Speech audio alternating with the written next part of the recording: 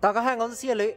外婆最近生病了，咳嗽一直不好，快有半年了，而且都是干咳。今天带她老人家去拍个片子。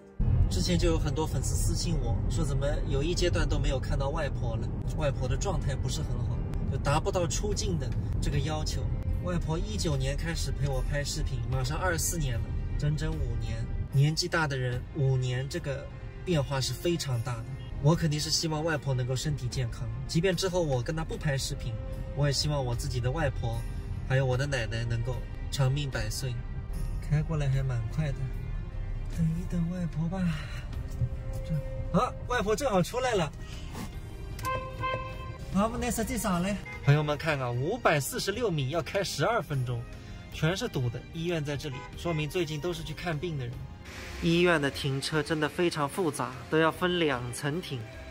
我也是第一次来这个苏州大学附属第一医院总院。外婆看呼吸科，这些全都是排队的。老爸，侬也准备开个医院证，那看生意计划喊了。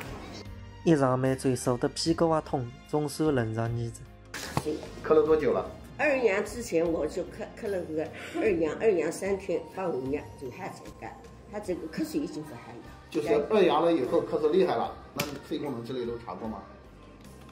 就问你肺功能查了没有？这已经分出。痰多不多？就得3样，要是想困干饭，困到床上想就咳。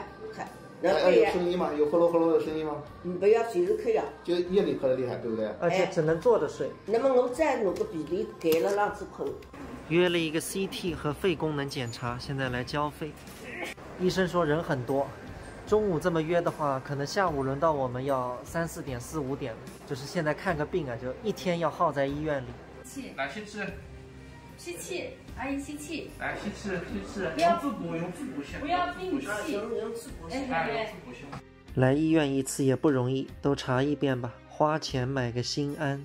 Later 啊，朋友们，今天一天终于结束了。最后外婆做完 CT 已经快5点钟了，我们把外婆送掉回到家，现在天都快黑了。其中有几项检查结果已经出了，都很正常，没有什么问题。只能说外婆就是年纪大了，抵抗力下降，所以感冒咳嗽一直反反复复不好。这个就没办法了。日月昌明，松鹤长春，希望天底下所有的长辈们都能身体健康，笑口常开。